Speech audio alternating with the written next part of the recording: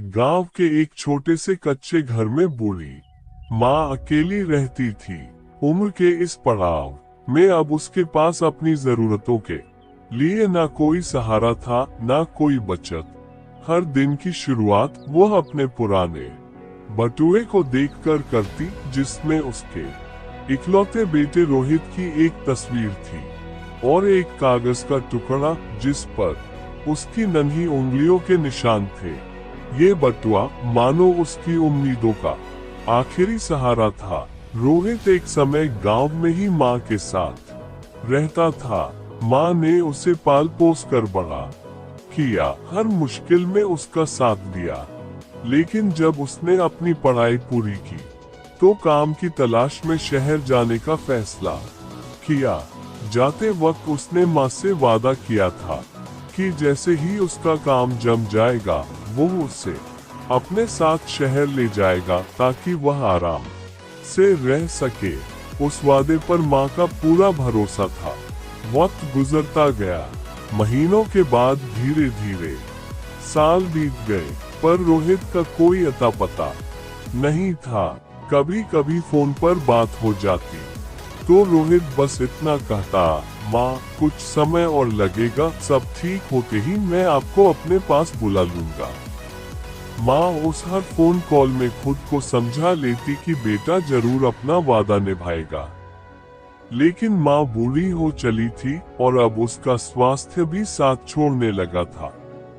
एक दिन अचानक उसकी तबीयत इतनी बिगड़ गई कि गांव के लोगों ने उसे अस्पताल पहुंचाया। गांव का अस्पताल तो बहुत साधारण था, लेकिन इलाज करवाना भी माँ के लिए मुश्किल था। पास में पैसे नहीं थे और रोहित से संपर्क करने की कई बार कोशिश करने के बावजूद उसका कोई जवाब नहीं आया। गांव वालों ने चंदा इकट्ठा करके माँ का इलाज शुरू करवाया। हर रोज माँ की नजरें दरवाजे पर जाकर ठहर जाती, मानो वह रोहित के आने का इंतजार कर रही हो। माँ ने बार बार गांव वालों से कहा, रोहित आएगा, मेरा बेटा आएगा, वो सब कर्ज चुका देगा। उसने मुझसे वादा किया था। दिन बीतते गए और माँ की हालत में थोड़ा सुधार तो हुआ, लेकिन रोहित का कोई अता पता नहीं था। माँ अब समझ चुकी थी कि शायद रोहित अब नहीं आएगा। एक शाम जब माँ घर लौटी तो उसने अपने पुराने बटुए को खोला।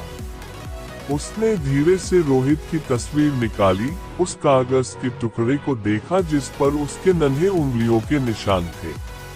माँ ने एक गहरी सांस ली, अपनी आंखों से आंसू पोंछे और उन निशानों को एक छोटी सी पूजा के स्थान पर रख दिया। उस दिन के बाद उसने अपने बटुए को हमेशा के लिए खाली कर दिया। अब उसमें न रोहित की तस्वीर थी और न उसकी उंगलियों के निशान। उसके दिल में रोहित की यादें तो बची थी, लेकिन उस इंतजार को खत्म करने का साहस भी उसने पा लिया था। इस कहानी ने अगर आपके दिल को छुआ हो तो हमारे चैनल डेजी कहानी घर को सब्सक्राइब करें और इसी तरह की दिल को छू लेने वाली कहानियों के साथ जुड़े रहें।